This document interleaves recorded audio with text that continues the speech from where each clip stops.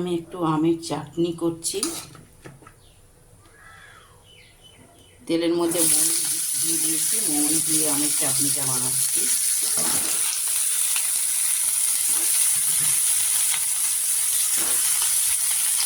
আর একটু নুন দিয়ে দিই। এইটা কিন্তু আমাদের গাছের আম। আমাদের গাছে আম কিনতে হয় না, গাছের আম এগুলো। এক চিমটি একটু নুন দেবো, নুন দিয়ে দিয়েছে, একটু হলুদ দেবো, দিয়ে একটু দেবো, একটু ভেজে নিই, তারপরে একটু হলুদ দেবো।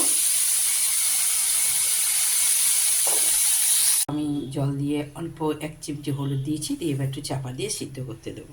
তো আমার এখানে আমের টকটা হয়ে গেছে। এই গরমে আমের টক খেতে খুব ভালো লাগে। আমের টক, তেতো, যেমন নিম পাতা, উচ্ছে তো খুবই ভালো, কিন্তু নিম পাতাও এই গরমেই ভালো লাগে। টকটা খেতে খুব ভালোও লাগে আর শরীরের পক্ষে খুব উপকার। তো রোজই একটু করে চাটনি করতে হয়, ভালো লাগে করতে।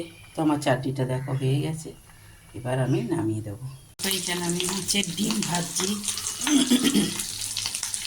এই মাছের ডিমটা আমি কী দিয়ে করবো তোমাদের দেখাবো। এখানে দেখো আমার ডিমটা ভাজা হয়ে গেছে, এই যে ডিম ভাজা হয়ে গেছে। এবার এইখানে একটু পাঁচফোড়ন দিয়ে দিলাম। এবার এর মধ্যে পেঁয়াজের কুচনো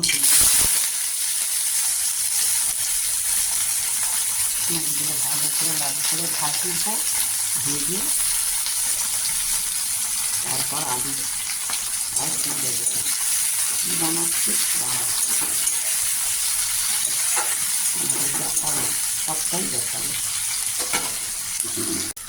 আমার পেঁয়াজগুলো দেখো কিরম ভাজা হয়ে গেছে।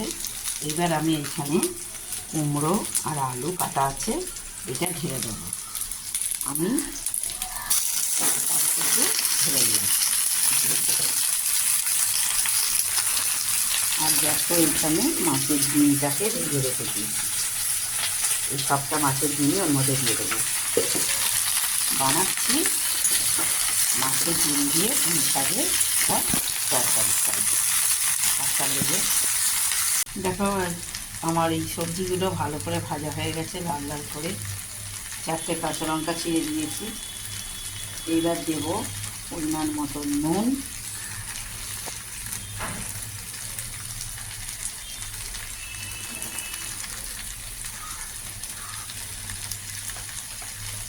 দেব হলুদ,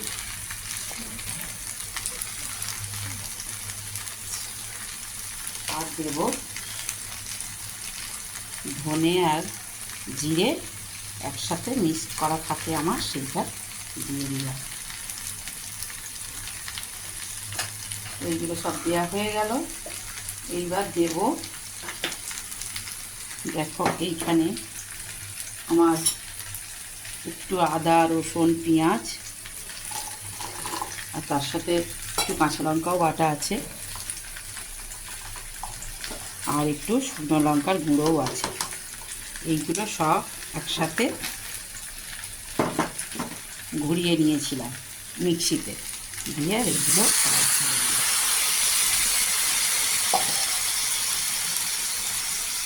দিয়ে একটুখানি এটাকে কষবো।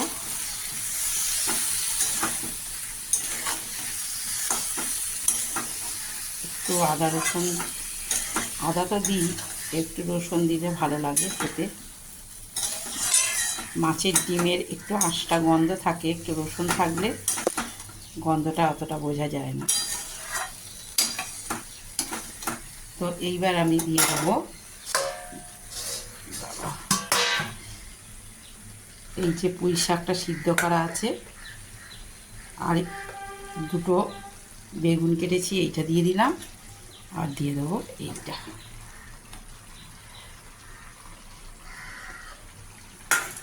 এইবার একসাথে এটা মেশাতে থাকবো। বাবা দেখাচ্ছি, মিশিয়ে নিই, তারপরে আসছি। এখানে ডিমগুলো সব দিয়ে দিয়েছি। তবে ডিমগুলোকে আমি যেভাবে ভেজেছি তোমাদের দেখিয়েছি, আর সেইগুলোকে আমি ভালো করে হাতে একটু গুঁড়িয়ে নিয়েছি, যাতে মানে একটু ভেঙে নিয়েছি যাতে পুরো তরকারিটার মধ্যে ছড়িয়ে যায়, নাহলে কোনো জায়গায় একটু গোটা থাকলো, কোনো জায়গায় একটু থাকলোই না, বাজে লাগবে। এটা পুরোটা এর সাথে মিশে গেলে ওই জন্য একটুখানি গুঁড়িয়ে দিয়েছি।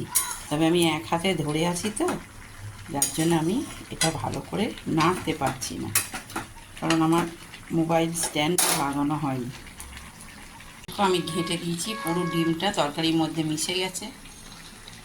আর কিছু করব না, সব দিয়ে দিয়েছি। এবার যখন পুরোটা সিদ্ধ হয়ে যাবে তখন অল্প একটু স্বাদের জন্য চিনি দেব, কারণ কুমড়ো সবসময় তো মিষ্টি থাকে না, কখনো মিষ্টি থাকে, কখনো আবার একটু মিষ্টি কম থাকে, কীরকম স্বাদটা লাগে, তার জন্য একটু মিষ্টি দিলে তরকারিটা ভালো লাগে। তো চলো এবার এটা আমি চাপা দিয়ে দেবো। এতে যা জল আছে এই জলের মধ্যেই বাকিটা সিদ্ধ হয়ে যাবে, তারপরে তোমাদের কাছে ফিরে আসছি।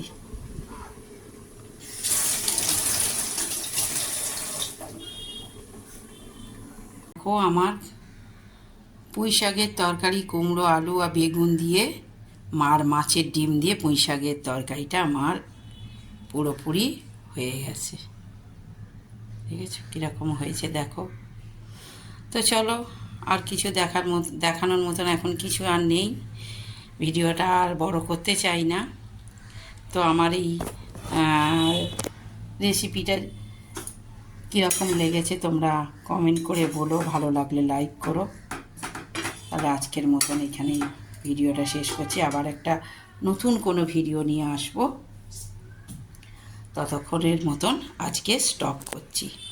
আর কি করবে তোমরা, সব সময় স্মাইল করো, হাসি খুশি থাকো। তাহলে আজকের মতন টাটা।